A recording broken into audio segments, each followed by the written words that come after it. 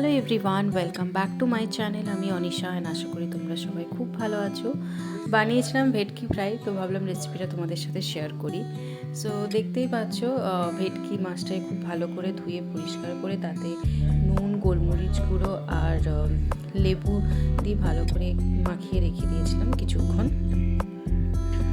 এরপর আমরা একটা মিহি পেস্ট বানাবো। এটাতে ছিল পুদিনা পাতা, ধনে পাতা, আদা, রসুন, পেঁয়াজ আর লেবু।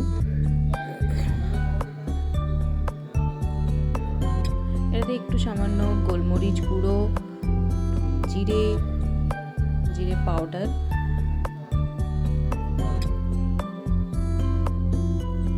সামান্য চিনি দিয়ে ভালো করে একটা মিহি পেস্ট বানিয়ে নিয়েছিলাম।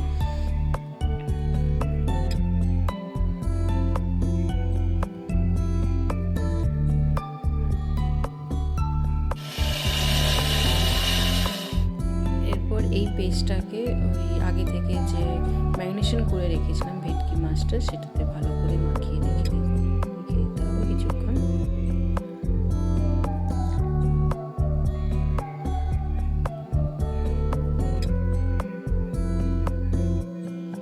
এটা সকালে যদি এরপর আমরা ভেটকি মাছের বাইরের কোটিংটা রেডি করব।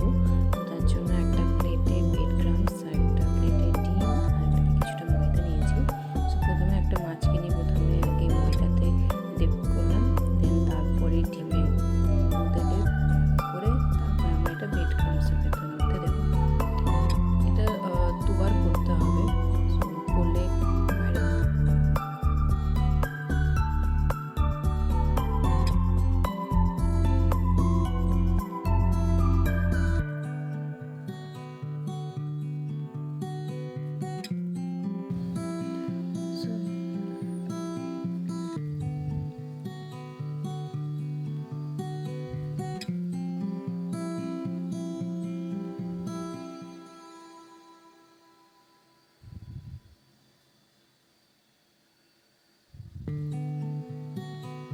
দেখতে পাচ্ছ আমার ভেটকি মাছের বাইরে কোটিংটা রেডি হয়ে গেছে। সো এরকমভাবে সব ভেটকি মাছগুলোকেও সেম একইভাবে কোটিং করে রেডি করেছিলাম। এরপর একটা ভেটকি মাছকে তেলের মধ্যে ফ্রাই করতে দিলাম।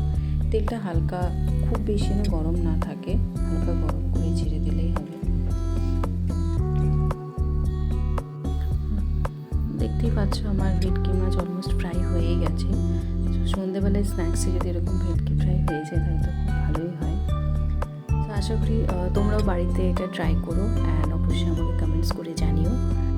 যারা যারা আমার চ্যানেলটা সাবস্ক্রাইব করেনি অবশ্যই সাবস্ক্রাইব করে নিও। চলো।